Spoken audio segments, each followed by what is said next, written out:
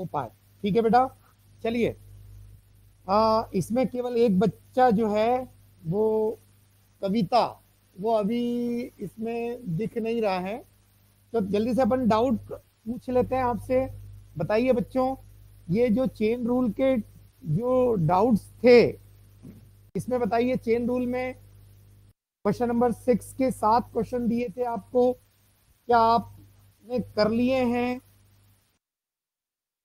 मनीष कह रहे हैं कोई डाउट नहीं है। हाँ अंजू बेटा, मतलब ये अंजू नाम से जो ज्वाइन किया है, हरिओम।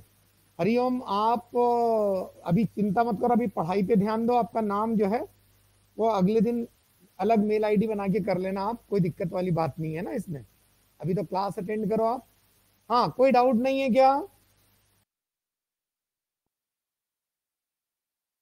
वेदिका, आप, कोई डाउट नहीं है? अनुराग, हरिओम, कोई डाउट नहीं है ना? अभी इसमें कविता ने आज ज्वाइन किया है, तो बेटा अभी मैं कोशिश करता हूं कि आपको ये डिफरेंशिएशन थोड़ा सा रिपीट कर लूं। ये चेन रूल में कोई डाउट नहीं है, बच्चे ऐसा बता रहे हैं, है ना? अब अपना ये दो टॉपिक बचते हैं, ये वाले दो टॉपिक मैं आपको थोड़ा सा डिफरेंशिएशन यानी अवकलन के बारे में बताना चाहता हूं, रिवाइज करना चाहता हूं। ठीक है, देखो, अगर हम डिफरेंशिएशन या अवकलन का रिवीजन स्टार्ट करें, थोड़ा सा 10 मिनट में रिवाइज हो जाएगा। रिवीजन ऑफ डिफरेंशिएशन, अवकलन का रिवीजन, हिंदी में अगर कहें अवकलन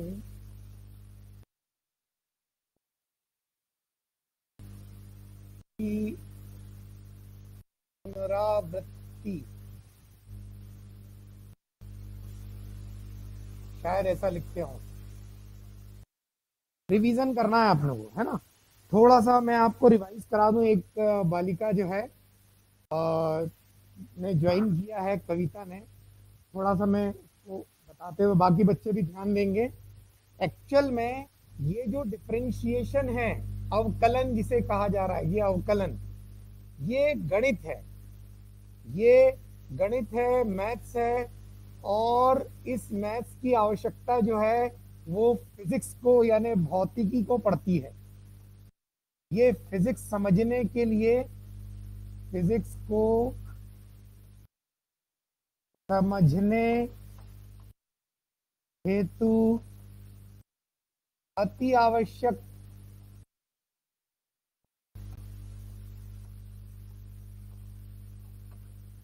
टूल है, टूल यानी औजार है।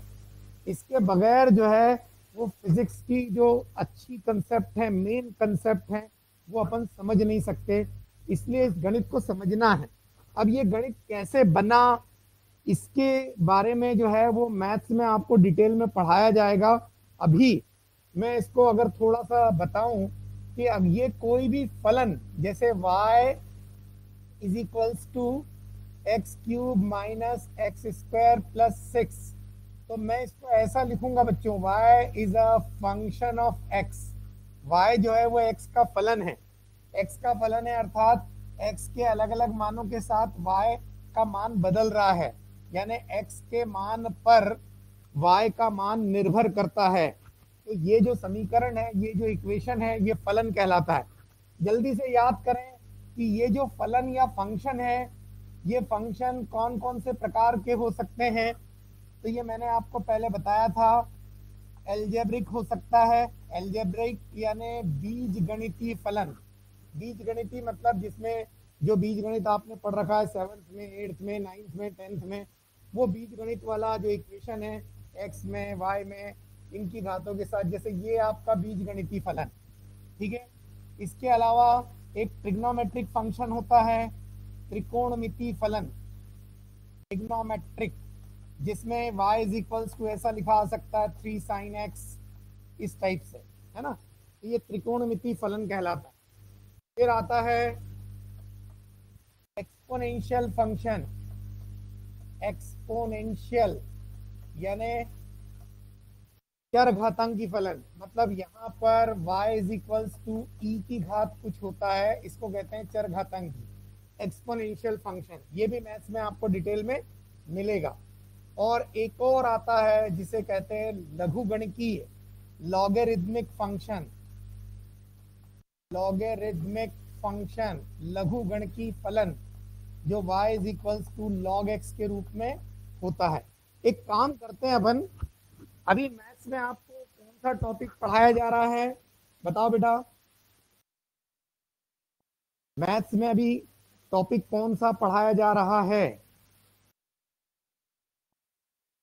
मॉड बता रहे हैं ना। ये लॉग अभी नहीं हुआ है ना। एक काम करते हैं अपन, आज अपन जो है, मुझे समझ में नहीं आ रहा एक्चुअल में कि वो कविता ने ज्वाइन किया है तो मैं सोच रहा था, पर उसमें बहुत सारा डिफरेंशिएशन जो है वो उसको पढ़ना पड़ेगा। तो चलिए मैं डिफरेंशिएशन शॉर्ट में बताने का प्रयास करता हूँ। जैसे आप किसी फलन को, जैसे y ये बेसिकली फंक्शन है, फलन है x का, अगर आप इसका अवकलन करते हैं, ऐसा लिखते हैं बच्चों, d यानी डिफरेंशिएशन, नीचे वाला d यानी विद रिस्पेक्ट टू, ऊपर वाले d का अर्थ होता है डिफरेंशिएशन यानी अवकलन। डिफरेंशिएशन अवकलन, इसको हिंदी में कहते हैं कि आप किसी फलन का अवकलन करना चाहते हैं। अब अवकलन का मीनिंग मैं आपको बाद में और बताऊंगा। ये नीचे वाले डी का अर्थ होता है विद रिस्पेक्ट टू, मतलब के सापेक्ष, मतलब किसके रिस्पेक्ट में आप अवकलित करना चाहते हैं। अवकलन का वैसे शब्दार्थ होता है किसी भी फलन के बहुत छोटा भाग निकालना, किसी भी चीज का बहुत छोटा मान निकालना। जैसे अगर आपने ये y का अवकलन करना है, मतलब y का बहुत छोटा मान निकालना चाहते हैं x के सापेक्ष, तो ये कहलाता है डिफरेंशिएशन। पढ़ते कैसे हैं ध्यान से देखो, differentiation of y with respect to x, यानी y का अवकलन x के सापेक्ष। अब इसके कुछ फार्मूले हैं जो आपको रटने हैं, है ना। जैसे एक फार्मूला है d by d x of x की घात n, एक्स की पावर n, तो ये आ जाएगा n टाइम एक्स की पावर n माइनस 1। यहाँ n जो है रियल नंबर को कुछ भी हो सकता है, पॉजिटिव निगेटिव, फ्रैक्शन में कोई भी संख्या ऐसी हो सकती है। तो ये फार्मूला है, इसका उपयोग कैसे, तो जैसे आप यहाँ लिखते हैं, जैसे d by d x of, suppose आपने लिखा रूट एक्स, तो यहाँ पर d by d x of x की घात कितना हो गया 1/2, तो यहाँ 1/2 जो है वो n हो गया आपके लिए, तो ये आ गया n इंटू एक्स की पावर 1/2 माइनस 1। ये फार्मूला है, n का मान वहां 1/2 था, n टाइम एक्स की पावर n माइनस 1 कर दिया मैंने, ठीक है। ये फार्मूला है बेटा, ये पहला फार्मूला है ना। जैसे अगर मान लीजिए आप लिखते D by d x of x की पावर मान लीजिए 6, तो यहाँ हो जाता 6 इंटू एक्स की पावर 6 माइनस 1, हल करने के बाद 6x की पावर 5, ठीक है। ये पहला फार्मूला था। और अगर बिना x वाला होता तो उसे क्या बोलते हैं, कांस्टेंट, नियतांक। ये कांस्टेंट कहलाता है, नियतांक कांस्टेंट, कि अगर बिना x वाला है तो उसका डिफरेंशियल कोएफिशिएंट, उसका अवकलन कितना, 0, ठीक है। अब फार्मूले की लिस्ट अगर अपन देखने का प्रयास करते हैं, जैसे अगर मान लीजिए आपने लिखा D by d x of x की घात n, तो ये हो जाएगा n एक्स की घात n minus 1, D by d x of constant, नियतांक का अवकलन क्या, 0। फिर लिखा D by d x of, मान लीजिए आप लिखना चाहते हैं साइन एक्स, तो इसका अवकलन कॉस एक्स होता है।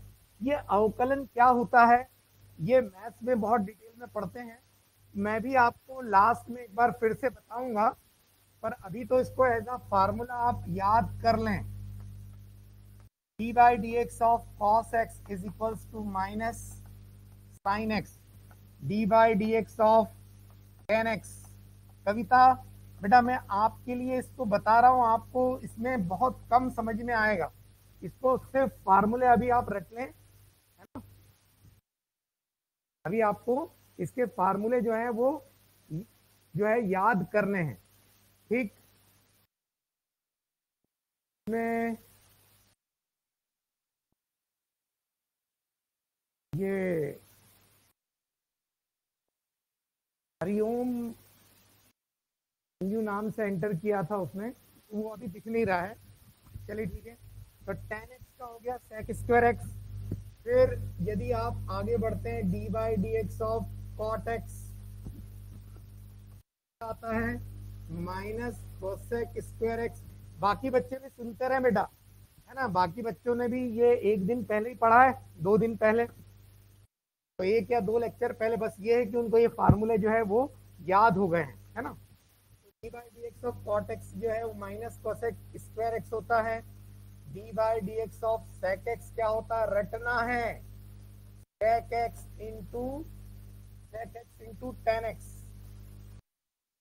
यदि d by d x of cosec x करने को कहा जाता है तो minus cosec x into cot x. ऐसे गणित में आपको 150 के आसपास फार्मूले मिलते हैं बच्चों, परंतु अपने इसमें सिर्फ इतने ही है, एक दो और ऐड कर लो आप इसमें।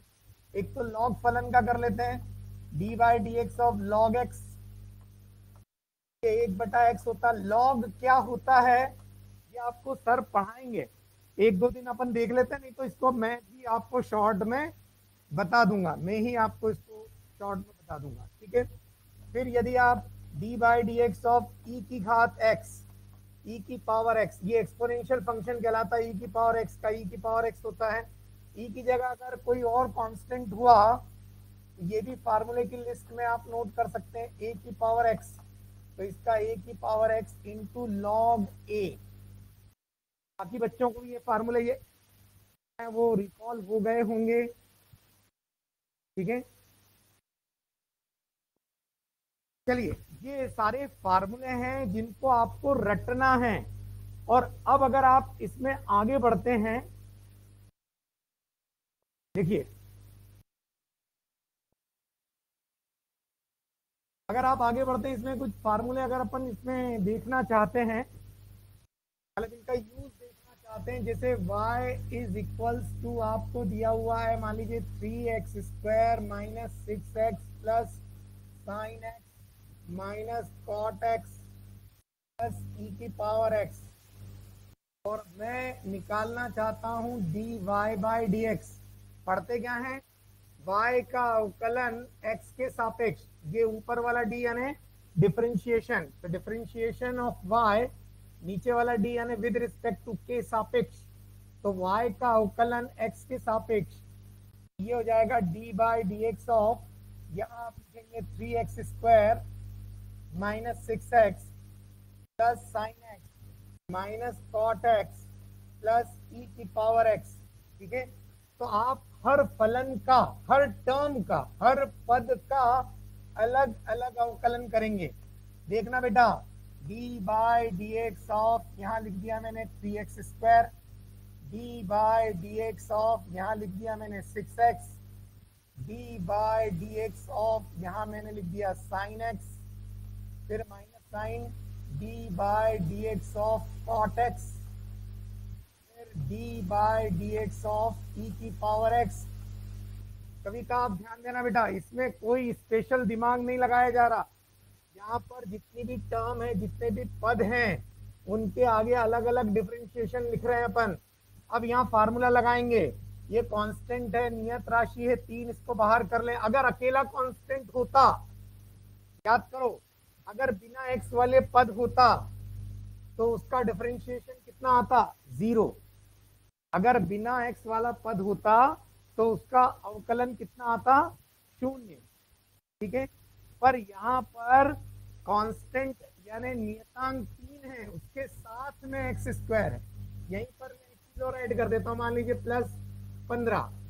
तो अगर मैंने +15 लिया है तो यहाँ पर भी ये +15 आ जाएगा, और यहाँ पर भी निश्चित रूप से d/dx अलग करना पड़ेगा। तो अगर मैं यहाँ पर 3 गुणा एक्स स्क्वायर लिख रहा हूँ, 3 कांस्टेंट, और d/dx एक्स वर्ग का अवकलन करना है, 6 कांस्टेंट, d/dx करना है, साइन एक्स का अवकलन। तो आप याद कीजिए, इसके पहले एक लिस्ट आई थी जिसमें साइन एक्स का अवकलन क्या दिखाया गया है, कॉस एक्स। तो आपको क्या करना है, यहाँ साइन एक्स का अवकलन कॉस एक्स होता है, बिना दिमाग लगाए आपको सिर्फ लिखना है, ठीक है। इसका मीनिंग आगे आपको समझाया जाएगा। जैसे कॉट एक्स, अब कॉट एक्स का अवकलन क्या होता है, ये अगर अपनों को याद हो, कॉट एक्स का अवकलन माइनस कॉसेक स्क्वायर एक्स होता है। तो मैं डायरेक्ट यहाँ लिख दूंगा minus minus minus plus cosec square x, फिर ई की पावर एक्स। जरा चेक करो, ई की पावर एक्स का अवकलन क्या लिखा गया है, ई की पावर एक्स का ई की पावर एक्स रहता है। तो बस अब आप यहाँ पर ई की पावर एक्स का ई की पावर एक्स लिख दीजिए। अब 15, ये 15 क्या है, तो 15 जो है एक नियत राशि है, इसमें एक्स नहीं है। तो अगर नियत राशि या कांस्टेंट होता है तो उसका अवकलन कितना होता है, 0। तो इसका 0 लिख देंगे। ये आपका डिफरेंशिएशन हो गया, ये आपका अवकलन हो गया। अनुराग कह रहे हैं ये वॉल्यूम कम ज्यादा हो रहा है। बेटा तो बाकी बच्चों को भी ये आवाज में दिक्कत आ रही है क्या बच्चों, कम ज्यादा हो रहा है, ऐसा है क्या? अच्छा, एक मिनट रुको जरा।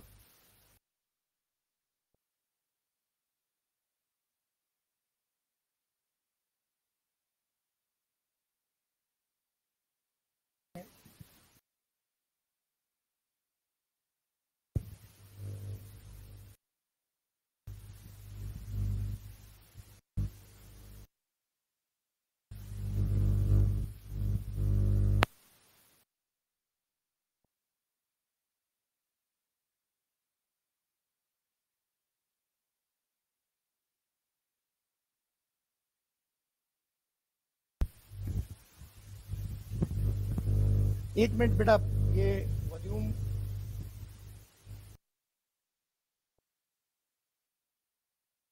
ये वॉल्यूम कम ज्यादा हो रहा है, कॉर्ड लगाओ ना सर यहाँ पर माइक का।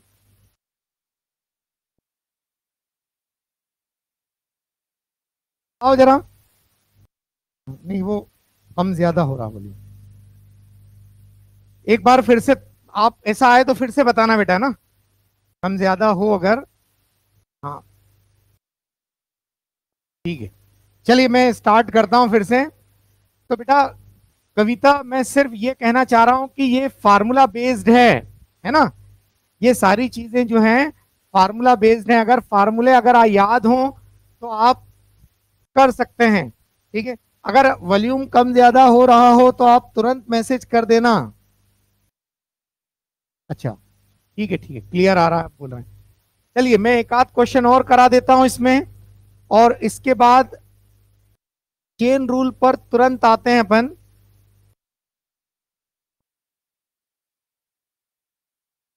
ये देखिए, अगर मान लीजिए d/dx सपोज ऐसा कहा गया 16/x³ minus 5x minus 10x। कविता ये आपको अटेम्प्ट करना है, सभी बच्चों को वैसे तो अटेम्प्ट करना है, पर आपके लिए बेटा ये तो कैसे करेंगे, हम अलग अलग करेंगे। d/dx 16/x³, फिर ये माइनस, तो माइनस का साइन लगा लिया। d/dx 5x, ये माइनस है तो माइनस लगा दिया। d/dx 10x, ठीक है। ये स्टेप समझ में आ गई होगी आपके। अब इसके बाद ये 16 कांस्टेंट है, बाहर ले लें। D by d x of x की पावर ये -3 हो जाएगा, -5 constant D by d x of x, ये एक्स यानी एक्स की पावर 1 है बेटा। और ये तो डायरेक्ट फार्मूला लग जाएगा, tan x का differential coefficient sec square x होता है। यहां पर ये 16, ये -3, तो ये -3 टाइम x की पावर -3 -1, 5, x की पावर 1 का क्या होगा, 1 टाइम x की पावर 1 -1, sec स्क्वायर x का क्या होगा, नहीं ये तो निकाल चुके हैं अपन, डिफरेंशिएट हो चुका है ये, है ना। इसके आगे तो ये डी बाई डी एक्स मतलब ये डिफरेंशिएशन ये हो चुका है, इसलिए डी बाई डी एक्स हट गया, ऐसा माने आप। यहां भी ये डिफरेंशिएट हो गया, डी बाई डी एक्स हट गया, ये डिफरेंशिएट हो गया। तो देखिए -16 3 जा 48, एक्स की पावर -4, 5 एक्स की power 0 minus sec square x, तो -48 एक्स की पावर -4, ये एक्स की पावर 0 यानी 1, तो ये 5 हो गया। यहां पर एक चीज आप रट सकते हैं क्या, x का अगर x के सापेक्ष अवकलन करते हैं, x का x के रिस्पेक्ट में डिफरेंशिएशन करते हैं तो क्या आता है 1। ठीक है, बताओ बेटा। कविता आप मैसेज करो कि इसमें अगर आपको सारे फार्मूले याद हो जाएं तो क्या ये डिफरेंशिएशन आप कर पाओगी। हाँ अनुराग आपने मैसेज किया है, हरिओम का भी इसमें आ गया आंसर का मैसेज, है ना। हाँ वेरी गुड। तो कविता ये बेटा फार्मूले याद करना पड़ेंगे, तो आज अगर आप फार्मूले याद कर लोगे तो आपको ये क्वेश्चन बनने लगेंगे, है ना। ये बाकी बच्चे भी जो हैं जैसे मनीष है, वेदिका है ना, हरिओम है, अनुराग है, ये सब बच्चे भी फार्मूले इनको याद हो गए हैं। तो कविता आप भी फार्मूले लर्न कर लो तो ये आपको आसान लगेगा। ठीक है, चलिए। ये ऊपर वाले डी का अर्थ होता है डिफरेंशिएशन, अवकलन, है ना। अच्छा कविता आप बताओ बेटा, आपको कोई बुकलेट मिली है क्या, इसमें की कोई बुकलेट मिली होगी। ये देखो मैं शुरू से बता रहा हूं, इसमें बुकलेट का पहला पेज, ये देखिए, ये बुकलेट का पहला पेज,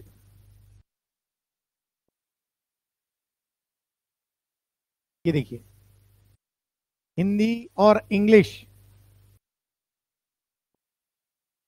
ये पहला पेज। ऐसी कोई बुकलेट मिली है बेटा, मिल गई है।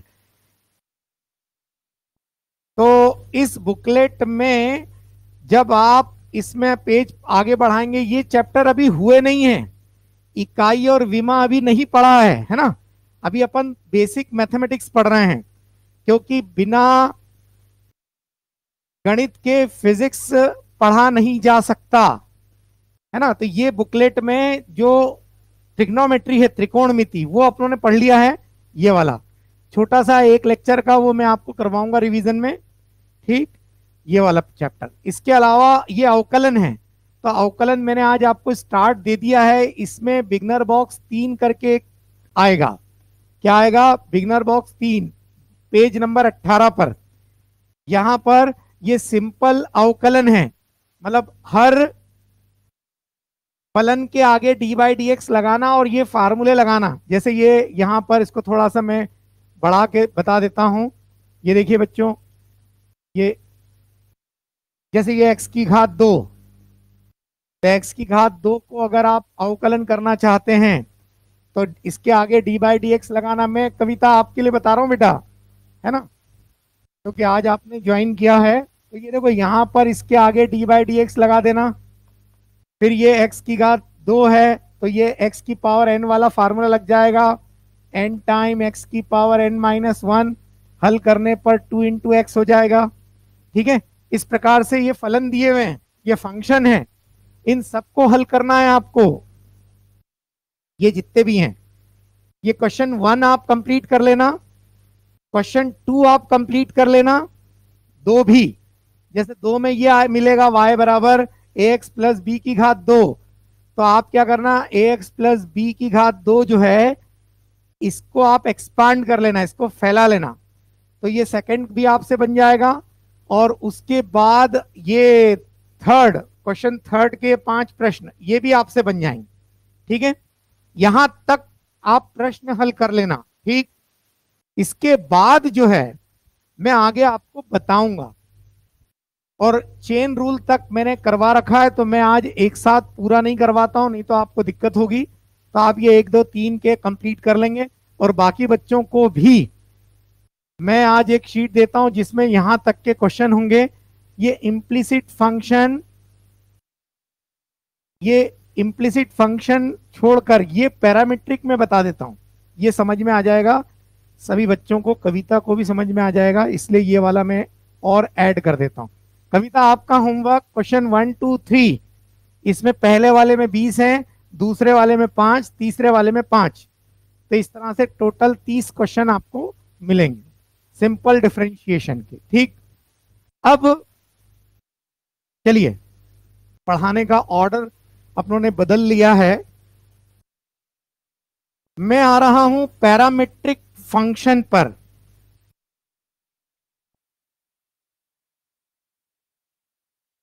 ये देखिए, इम्प्लिसिट भी छोड़ देते हैं, पैरामीट्रिक फंक्शन। ये पैरामीट्रिक फंक्शन क्या है? पैरामीट्रिक फंक्शन मतलब जब कोई दो वेरिएबल,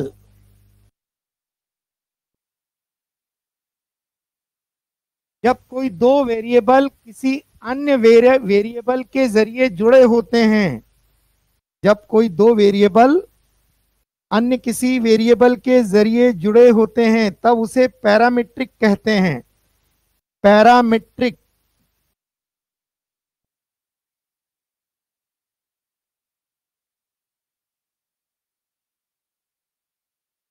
एक मिनट रुकिए जरा।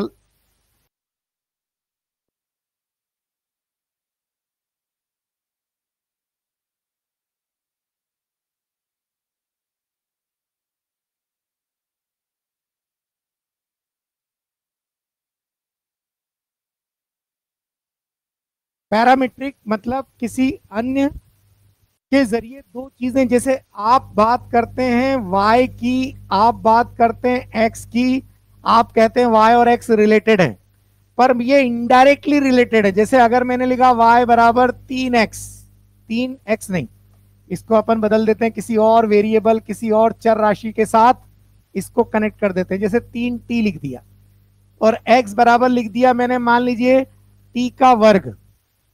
अब जरा ध्यान से देखिए बच्चों, x और y दोनों t के फलन है, t के फंक्शन है। मैं चाहूं तो दोनों x और y को आपस में रिलेट कर सकता हूं। कैसे? t का मान यहां से निकालता हूं, t बराबर y बाय 3, और t का मान यहां रख देता हूं, तो x बराबर हो जाएगा y बटा 3 का वर्ग, तिर्यक गुणा कर देता हूं, 9x बराबर वाई स्क्वायर, तो यहां से y बराबर आ जाएगा 3√x। तो देखो y और x ऐसे हैं, इस तरह से संबंधित हैं, पर ये रिलेशन डायरेक्ट ऐसा ना देते हुए मैंने y और x को किसी और वेरिएबल के जरिए जोड़ रखा है। तो जब x और y किसी अन्य वेरिएबल के जरिए जुड़े हों, तो इसको कहा जाता है, हाँ, इसको कहा जाता है पैरामीट्रिक फंक्शन।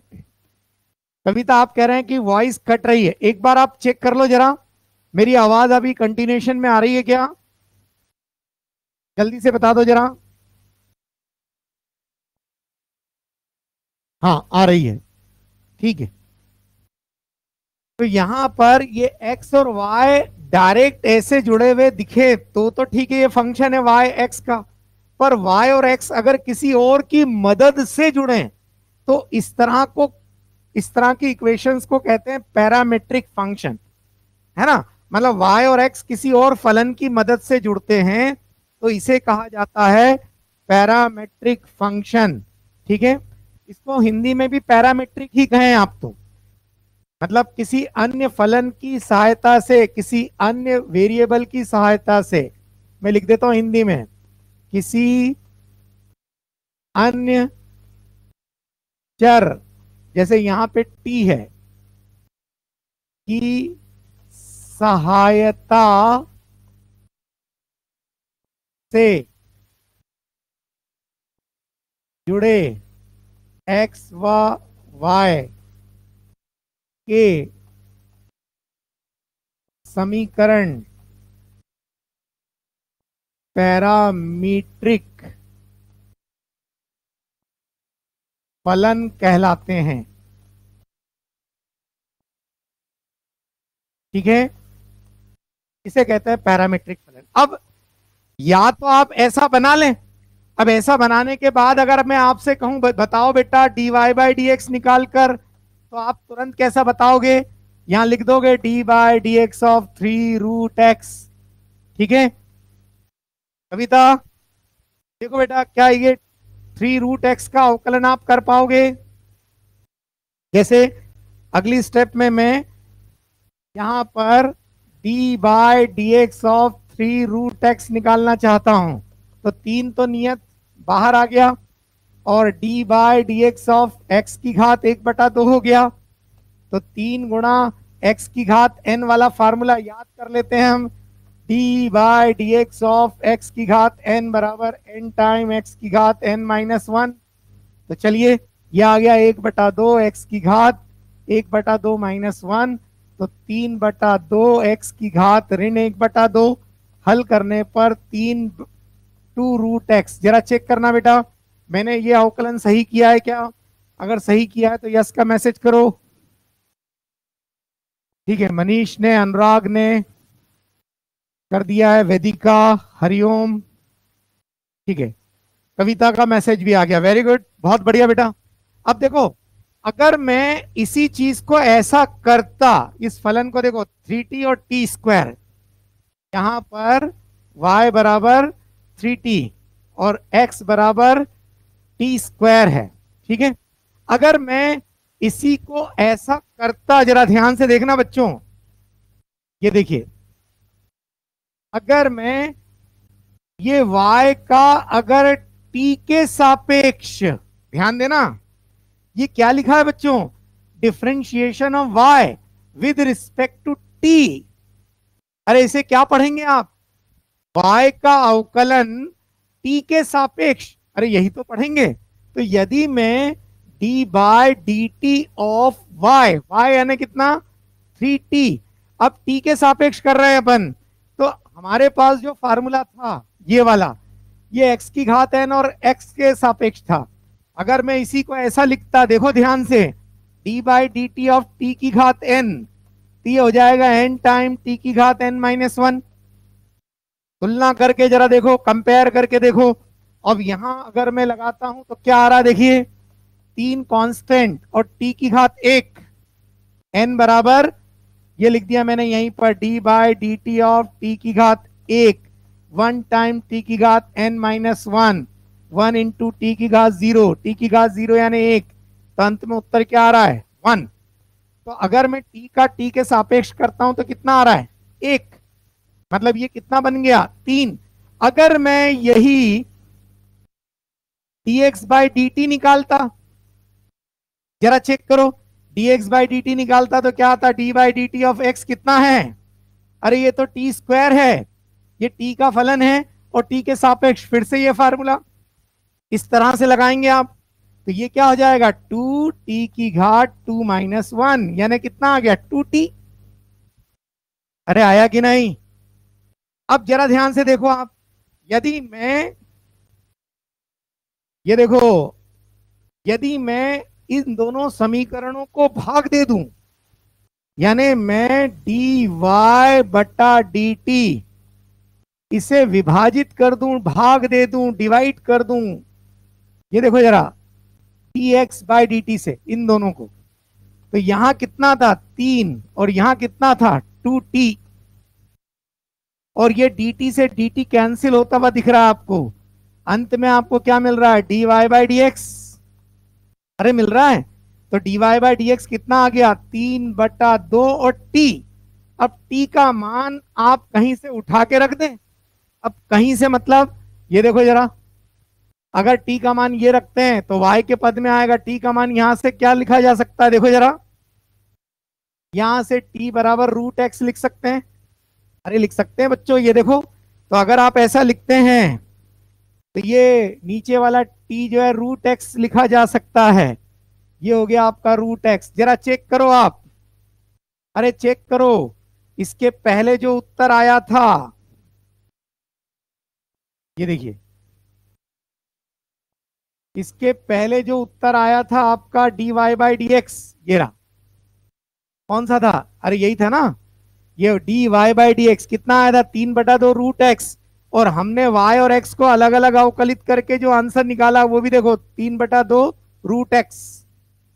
अरे दोनों मान समान आ रहे हैं या अलग अलग आ रहे हैं? ये देखो, ये आपने डायरेक्ट फलन को, ये 3√x कहां से निकाला था आपने? अरे 3√x तो आपने ये t को एलिमिनेट करके, t को विलोपित करके निकाला था, t को गायब कर दिया था, x और y में संबंध निकाला, और फिर इस संबंध का यूज किया आपने किधर? यहां इस समीकरण में। अरे किया था।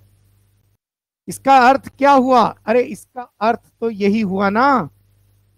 ये देखिए, इसका अर्थ ये हुआ कि या तो t को गायब करके आप अवकलन कर लें, या फिर x और y को अलग अलग, ये जो पैरामीटर है, इस पैरामीटर की सहायता से जो आया है उसको आप अलग अलग डिफरेंशिएट करो t के सापेक्ष, और भाग दे दो। जैसे डिवाइड करेंगे तो ये आपको अंत में वही रिजल्ट देगा। बताओ बेटा, पैरामीट्रिक का अर्थ समझ में आ गया आपके? पैरामीट्रिक का अर्थ समझ में आ गया? एक्स और वाई किसी और के पद में हो तो उसके पद में ही आप उसे डिफरेंशिएट कर दो। ठीक है, जैसे मैं अगला प्रश्न दे रहा हूं, यह आप सभी प्रयास करेंगे।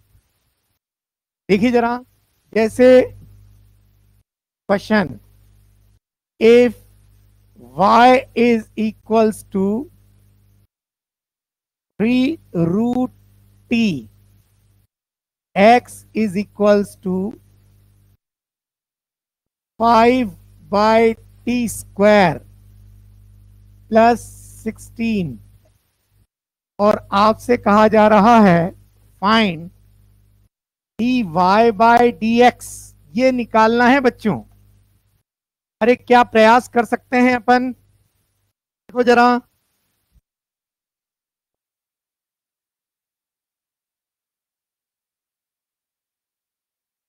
जल्दी कोशिश करो। क्या करेंगे आप? y का भी अवकलन करें t के सापेक्ष, x का भी अवकलन करें t के सापेक्ष।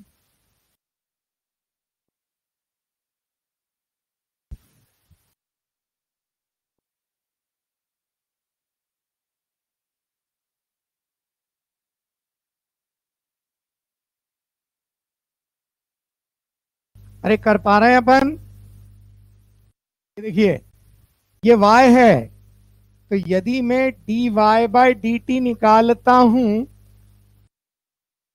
तो ये हो जाएगा d by D t of 3√t, 3 constant, d by D t of t की घात 1/2, है ना? यहां से 3, ये t की घात n है, तो 1/2, t की घात 1/2 -1। अरे x की घात n वाला फार्मूला लगाया है, यह आ गया 3/2 t की घात -1/2। फिर आप ये x दिया है, इसे भी t के सापेक्ष अवकलित कर लें, डिफरेंशिएट कर दें। x क्या है आपके पास? 5 t की घात -2 प्लस 16। अरे ये स्टेप समझ में आई क्या? 5 t की घात -2, तो 5 नियत t की घात -2 को डायरेक्ट कर दूं, -2 टाइम t की घात -2 ऋण 1, और ये 16 अकेला कांस्टेंट है, तो इसका डिफरेंशिएशन, इसका अवकलन कितना? 0। फिर आप निकालना चाहते हैं dy बाई डी एक्स, तो इसको dy बाई डी टी को यदि आप dx बाई डी टी से भाग दे दें ये dy बाई डी टी को dx बाई डी टी से भाग दे दें तो देखो बच्चों, ये dt और dt कैंसिल होकर अंत में आपको क्या मिल रहा है? अरे अंत में dy बाई डी एक्स ही तो मिल रहा है। तो dy बाई डी एक्स मिल जाएगा, भाग दे देते। dy बाई डी टी कितना है? 3/2 टी की घात -1/2 और नीचे -10, 5 दूना 10 टी की घात -3। हल कर लो इसे। अगर मैं गलती नहीं कर रहा हूं तो टी की घात ये -3 ऊपर जाएगा, -3 बन जाएगा 5/2। क्या इतना उत्तर आ रहा है टी के पद में? आपको इसको एक्स के पद में बदलने की जरूरत नहीं है बच्चों, टी के पद में, टी की टर्म में ही आंसर लिख लें। मनीष, हरिओम दोनों ने यहां पर लिखा है, ऊपर टी की घात 3, नीचे √t। बिल्कुल सही है बेटा। और हरिओम ने उसे सिंप्लीफाई करके 5/2 लिखा है। बहुत बढ़िया है ना, बहुत बढ़िया, शाबाश। सभी बच्चे देख लो जरा, ये समझ में आ गया बेटा? वेदिका, आपका मैसेज नहीं आ रहा है, ये क्लियर हो गया बेटा?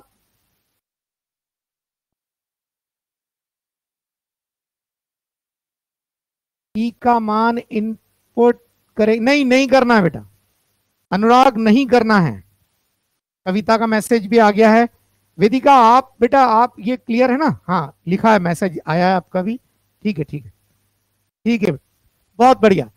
चलिए, ये अब ये करने के बाद आप ये जो प्रश्नावली है, ये जो बिगनर बॉक्स के नाम से प्रश्नावली है, इसमें क्वेश्चन नंबर 7 ये वाला है बच्चों।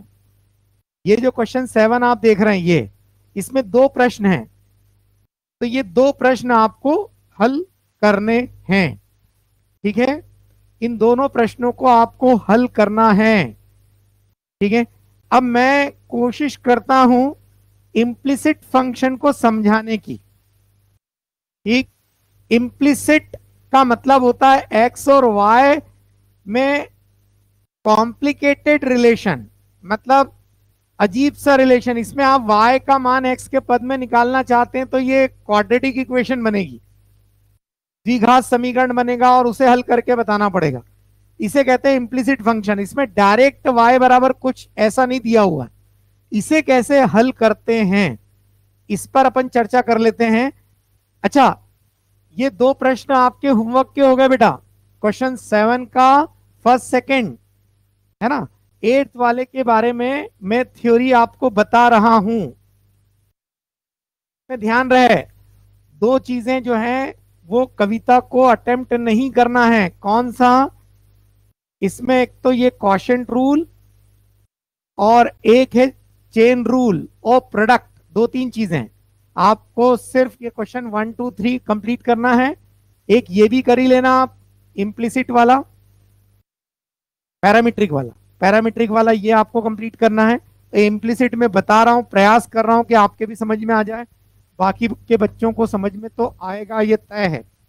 चलिए, इम्प्लिसिट फंक्शन की अगर हम बात करें, इम्प्लिसिट फंक्शन, इसमें किस तरह से चीजें देखी जाती हैं जरा देखो, मैं बताने का प्रयास कर रहा हूं, ध्यान से देखना। अगर मैं y बराबर 3x² लिखता हूं और dy/dx,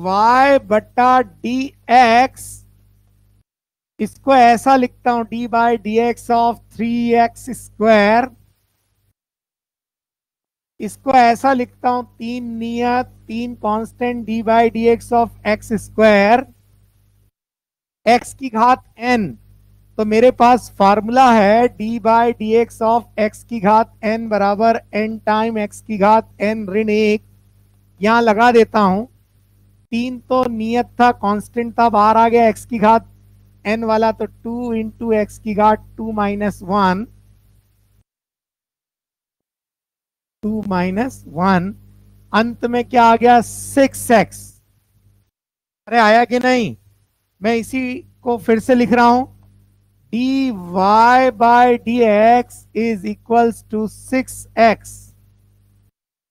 तिर्यक गुणा कर रहा हूं, देखो जरा, डी वाई बराबर 6x dx। बताओ बेटा, ये फंक्शन दिया था, ये फलन दिया था, उसको क्या मैं ऐसा लिख सकता हूं? ये बताइए जरा। ये स्टेप आपको समझ में आ गई हो तो जरा यस का मैसेज करें। हरिओम का मैसेज आ गया है। कविता, मनीष, वेदिका, ठीक ठीक ठीक ठीक, ये क्लियर है मतलब। बहुत बढ़िया। अब देखो, मैं इसको अलग ढंग से बोल रहा हूं। ये मेरे पास है y, एक मिनट, यहां से अपन तो अलग कर लेते हैं कि ये चीज अपन एक्सप्लेन करने का प्रयास कर रहे हैं। y बराबर 3x² लिखा है, y बराबर यानी y की घात एक। अब मैं दोनों तरफ अवकलन, दोनों तरफ डिफरेंशिएशन एक साथ लगा रहा हूं बच्चों। ये y की पावर एक है, तो मैं इसको अवकलन कर रहा हूं। देखो, अगर मैं y का y के सापेक्ष करता, ऐसा लिखा होता कि यहां पर देखना, d by d y of y की पावर 1 क्या आता बच्चों? ये y के सापेक्ष है तो फार्मूला लग जाता, 1 टाइम y की पावर 1 माइनस 1, 1 टाइम y की पावर 0, 1 इंटू 1 क्या आ गया? अरे 1 आ गया, 1, एक आ गया, है ना। ऐसा लिखा जा सकता है कि अगर y का y के सापेक्ष करें तो एक आता है। इसको अभी अपन हटा लेते हैं, ऐसा कर सकते हैं आप, ठीक है। अब यदि y, मैं दोनों तरफ अवकलन कर रहा हूं, y का अवकलन में y के सापेक्ष करता हूं तो उत्तर क्या आता है? 1। पर 1 कब आएगा? जब मैं अवकलन किसके सापेक्ष करूं? y के। ये आ गया 3x²। x² का मैं 2x लिख सकता हूं यदि अवकलन x के सापेक्ष हो। सुनिएगा ध्यान से, y की घात एक है, इसका अवकलन एक होगा अगर मैं y को y के सापेक्ष अवकलित करूं। 3x² का 2x होगा अगर मैं x² को x की घात 2 को x के सापेक्ष अवकलित करूं। अगर मैं इस भावना के साथ इस तरह से अगर लिखता हूं तो देखो जरा, dy is equals to 6x dx, मुझे एग्जैक्टली वही मिलता है जो मैं पहले जिस तरीके से निकाल रहा था। देख लो जरा, ये आपकी नॉर्मल मेथड थी, इससे आपने ये इक्वेशन निकाली। इस इक्वेशन को मैं इस तरीके से लिख सकता हूं कि दोनों तरफ एक साथ अवकलन चलाऊं, y की घात एक, इसका एक with respect to y, d y यानी डी यानी विद रिस्पेक्ट टू, यानी y की घात एक का अवकलन एक होगा अगर आप y के सापेक्ष करें। 3 कांस्टेंट, x² का 2x होगा x के सापेक्ष अवकलन करें तो जो इक्वेशन आ रही है ये एग्जैक्टली वही है जो पहले आई थी। देखो जरा जल्दी से, अरे इक्वेशन एग्जैक्टली सेम है या नहीं?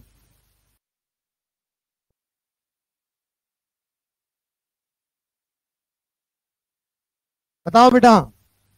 अब मैं इसी को इम्प्लिसिट फंक्शन मानकर हर बार इस तरह से निकाल सकता हूं। अब देखो, जब मैं ऐसा कर पा रहा हूं, तिर्यक गुणा कर सकता हूं इसके आगे, मैं इसके आगे dy बाई डी एक्स बराबर लिख सकता हूं 6x के, ये मेरा हो गया। अब जरा देखो, जैसे अगर मान लीजिए मुझे ऐसा दिया जाता, y² is equals to 6x minus 9x²। देखो जरा ध्यान से, अब मैं दोनों तरफ अवकलन कर रहा हूं, दोनों तरफ एक साथ डिफरेंशिएट करें, अवकलन करने पर तो ये y वर्ग को मैं 2y लिख सकता हूं यदि y के सापेक्ष करता हूं तो, 6x का एक लिख सकता हूं यदि x के सापेक्ष करता हूं तो, y वर्ग का अवकलन 2y होगा अगर y के सापेक्ष करें। 6 नियत, x का 1 होगा यदि x के सापेक्ष करें। 9 x² का 2x होगा यदि आप x के सापेक्ष करें तो। बताओ बेटा, अरे ये मेथड समझ में आ रही है क्या? ये स्टेप समझ में आ गई क्या बच्चों? अनुराग, मनीष, वेदिका, कविता और हरिओम, सबके मैसेज आ गए हैं। बहुत बढ़िया, है ना? अब ऐसा करने के बाद क्या, ये देखो जरा, इसको ऐसा लिख सकते हैं 2y dy। यहां से dx और dx आप कॉमन ले लें, उभयनिष्ठ। यहां से उभयनिष्ठ लेते हैं तो क्या आ रहा है, देखिए 6 माइनस 9 दूना 18x। त्रियक गुणा कर दें, ये dy बटा dx 6 minus 18x divided by 2y। तो आपका dy बाई डी एक्स पहुंच गए आप।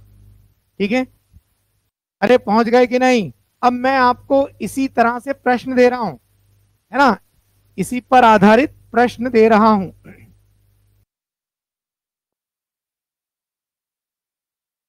देखिए जरा क्वेश्चन, यदि y बराबर P Q minus 2t, x बराबर 4t प्लस साइन टी, तब find d y by d x. D y by d x निकालना है, ठीक है। और यहीं पर लाइन खींचकर एक और प्रश्न बना रहे हैं, यदि y square minus y plus x cube plus 16 बराबर 0, find d y by d x. आराम से करना बेटा, जो मैंने बताया है उसको ठीक ढंग से अप्लाई करते हुए। जरा बताओ बेटा जल्दी से।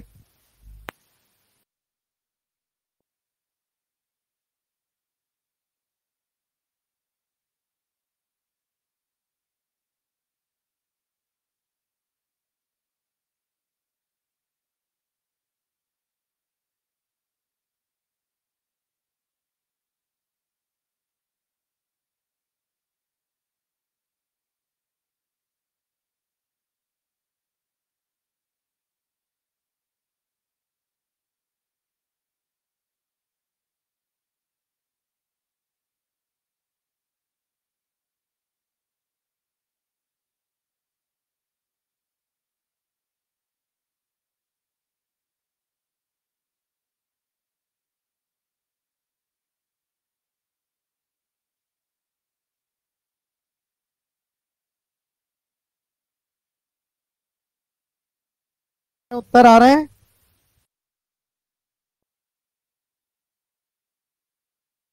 इम्प्लिसिट फंक्शन और पैरामीट्रिक दोनों के उदाहरण है बच्चों, है ना?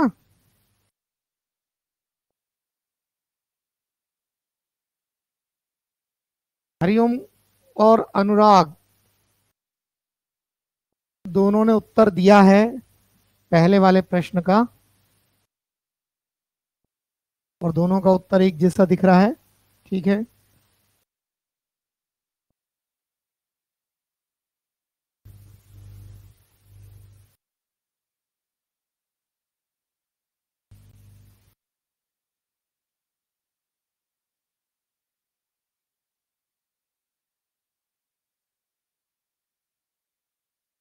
सेकंड के भी उत्तर आ गए, मनीष का भी आंसर आया है। वेदिका आप क्या आंसर एक आध, देखो टाइप करने में हो सकता है आपको दिक्कत आ रही हो, है ना, पर मेरे ख्याल से प्रश्न तो बन रहा होगा। इसमें d y by d x निकालना है तो क्या करेंगे आप, इसमें आप पहले तो निकाल लेंगे d by d t of y, निकाल लेंगे आप। तो यहाँ t का फलन है तो t के सापेक्ष अगर अवकलित करेंगे तो यहाँ t की पावर 3, तो ये हो जाएगा 3t की पावर 3 माइनस 1 यानी 2 माइनस 2। और यदि t की घात 1 है, t की पावर 1, तो t के सापेक्ष करेंगे तो कितना आएगा, 1। और नीचे x का फलन है और वो t की टर्म में है, तो विद रिस्पेक्ट टू t यदि आप करते हैं तो 4 नियत है, t का t के सापेक्ष करेंगे तो यहाँ t की पावर 1 है, तो ये 1 टाइम t की पावर 1 माइनस 1 यानी 1 बन जाएगा। और साइन t का अवकलन cos t होता है, प्लस cos t होता है अवकलन साइन t का। अब यदि आप इन दोनों को विभाजित कर दें, यहां पर दोनों को भाग दे दें, यदि दोनों को भाग देते हैं तो dy बाई dx बचेगा, क्योंकि dt dt कैंसिल, ऐसा मान लो आप। 3t square minus 2 divided by 4 plus cos t ऐसा बन जाएगा। ये देखो,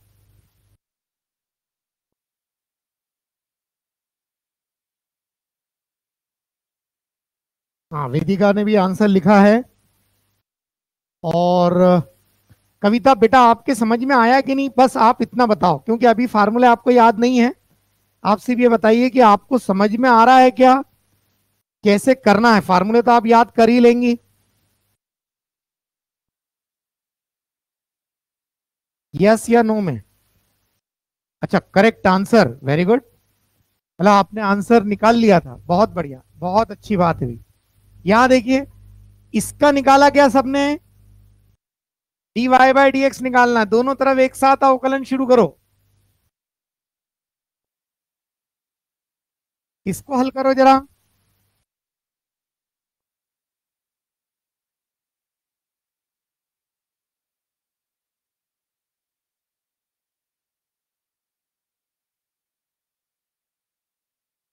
वेदिका ने आंसर भेजा है।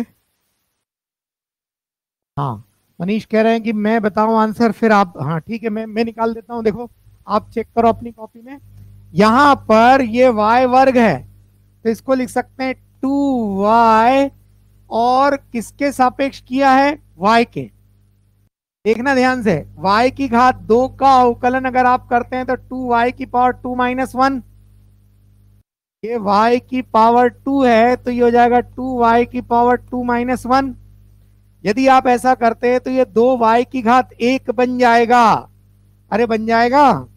तो यहां पर ऐसा करते हैं तो ये किसके सापेक्ष किया आपने, y के, माइनस ये y का की पावर 1 है, तो y की पावर 1 का 1 टाइम y की power y minus 1, 1 time y की पावर 0, तो 1 इंटू 1 कितना आ जाएगा, 1। बताइए।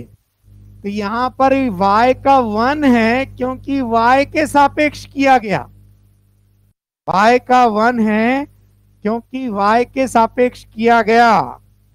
फिर प्लस एक्स क्यूब का x की घात 3 को 3 x की घात 3 माइनस 1 पर किसके सापेक्ष किया है, x के।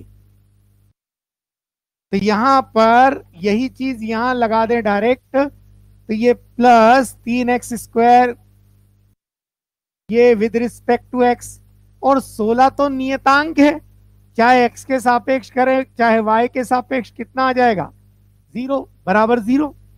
यहां पर ये dy बाहर ले लें, 2y माइनस 1, और इसको उधर ले जाते हैं, ये हो जाएगा माइनस 3x स्क्वायर x के सापेक्ष। यहां से dy बटे dx देखो जरा कितना आ रहा है, ऋण 3x स्क्वायर बटे 2y माइनस 1। कितने बच्चों का ये उत्तर आया था? अनुराग ने पहले मैसेज कर दिया, चलो गुड। मनीष का भी मैसेज आया। हरिओम, क्यों बेटा आपका आंसर क्यों नहीं आया? हरिओम, कहां दिक्कत आई बेटा?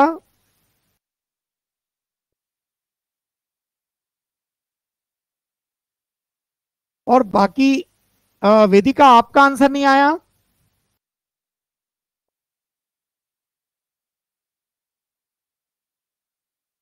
आ गया। ये देखो समझ में तो आया ना।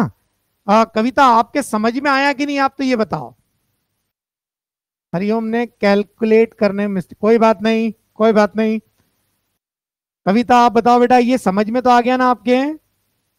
लास्ट स्टेप रिपीट कर दीजिए। बिल्कुल, यहां पर ये जो बोर्ड पे जो भी एक्टिविटी चली है उस पूरी एक्टिविटी को रिपीट कर देते हैं अपन। देखते जाओ आप पूरी स्टेप जो है इस बोर्ड की।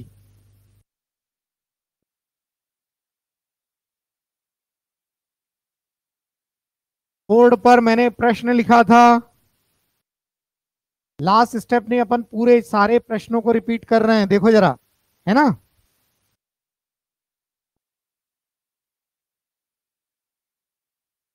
ये प्रश्न था, ठीक है। और इस ये दोनों प्रश्नों को हल करने को कहा गया था।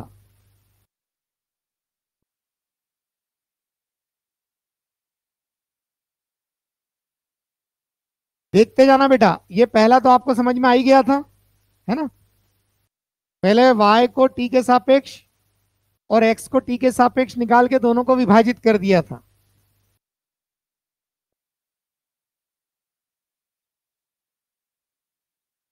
और इस पर आ जाओ, ये 2y with respect to y, और कैसे किया था मैंने अलग से समझाया था आपको।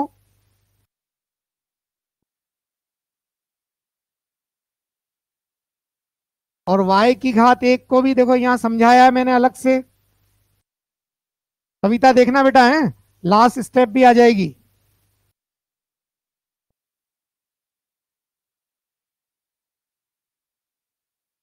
देखते जाओ आप।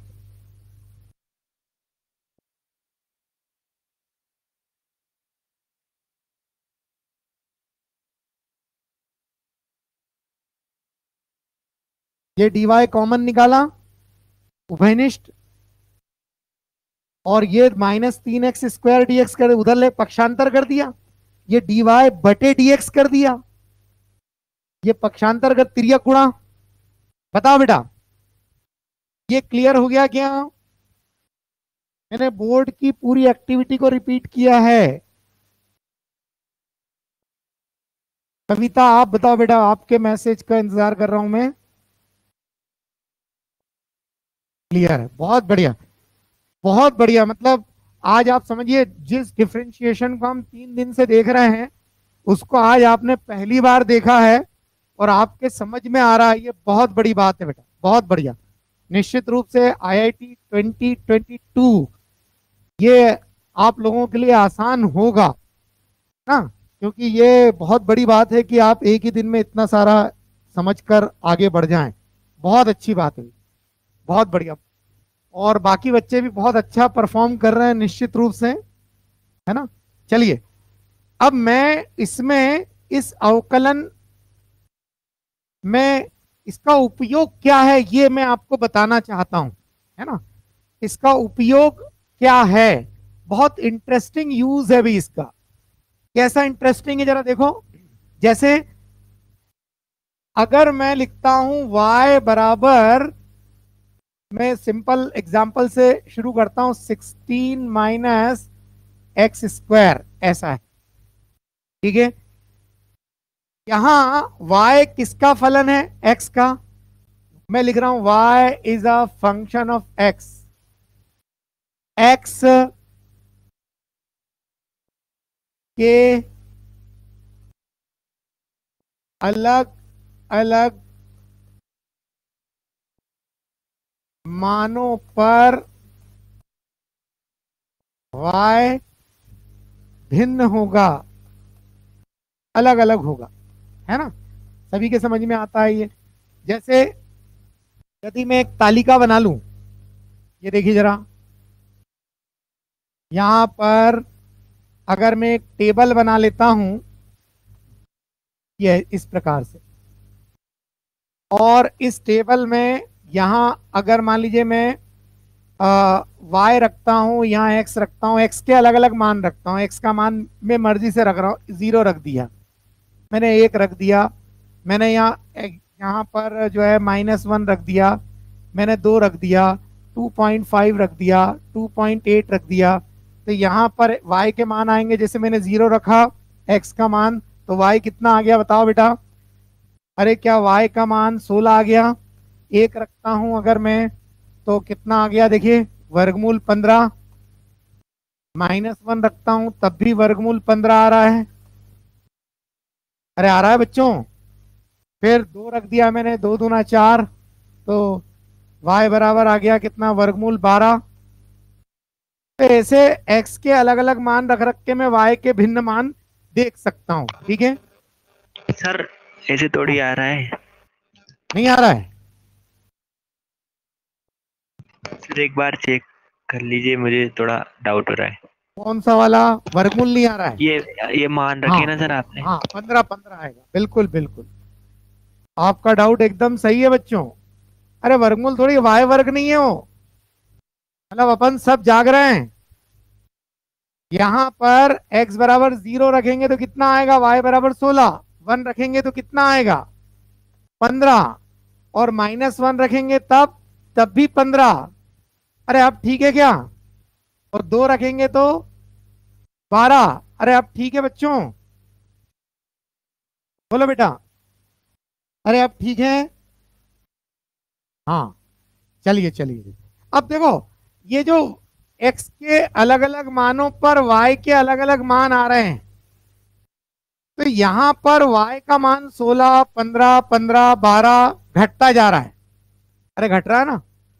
और अगर मान लीजिए मैं कोई मान ऐसा रख देता हूं, y का, x का मान मान लीजिए मैंने रख दिया 20, 10 रख देते हैं, 10, x का मान 10 रखते हैं, तो 10 का वर्ग कितना हो गया, 100।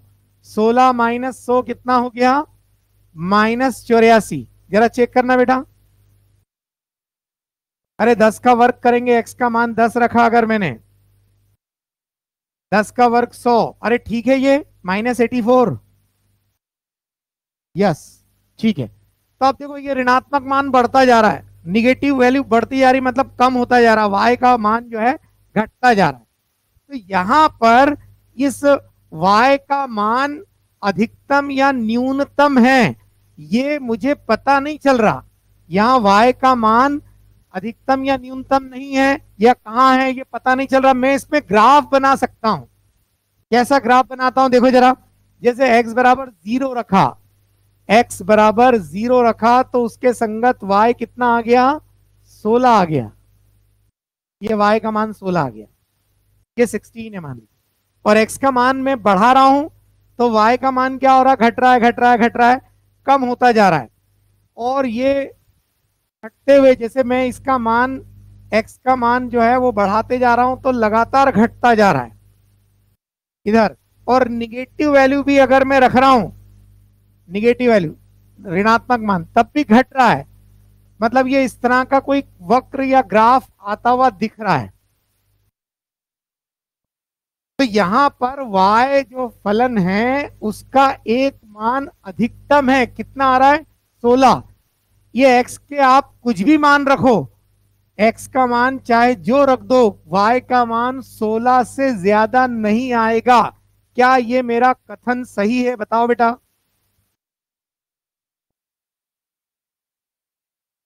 x का मान कुछ भी रख दो, y का मान 16 से अधिक नहीं आएगा। क्या ये कथन सही है? सही है।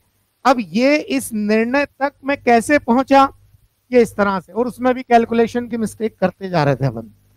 और उसके बाद इस निर्णय पे पहुंचे कि y का जो अधिकतम मान है वो 16 दिख रहा है ना। अब ये तो सिंपल फंक्शन था, तो पहचान लिया आपने। कोई ऐसा अजीब सा फंक्शन होता, कैसा अजीब सा, जैसे अगर मान लीजिए कोई ऐसा फलन होता जो कॉम्प्लिकेटेड है, जैसे y इज इक्वल्स टू, मान लीजिए दिया हुआ है 3x² - 6x + 9।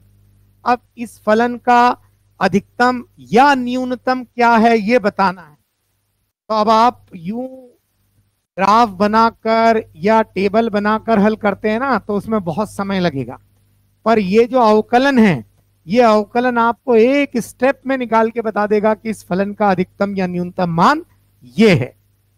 कैसे? तो वो अवकलन जो है, मैंने आपको शुरुआत में बताया था कि अवकलन बेसिकली क्या बताता है, ये ढाल बताता है, प्रवणता बताता है, स्लोप बताता है, ठीक है।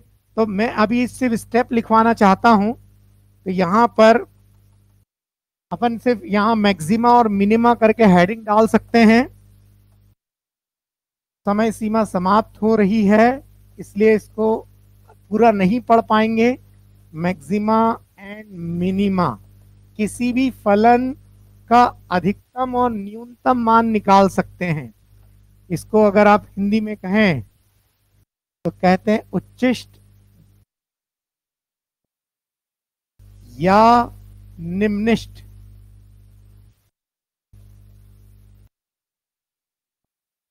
उच्चिष्ट या निम्निष्ट, मैक्सिमा या मिनिमा कहते हैं, है ना।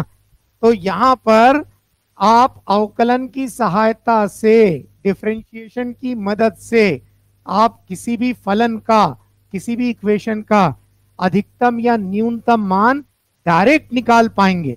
उसके लिए कुछ स्टेप हैं, मैं स्टेप को अगले लेक्चर में एक्सप्लेन करूंगा। समय मेरे ख्याल से हो गया है, अगला लेक्चर भी है शायद आपका ना।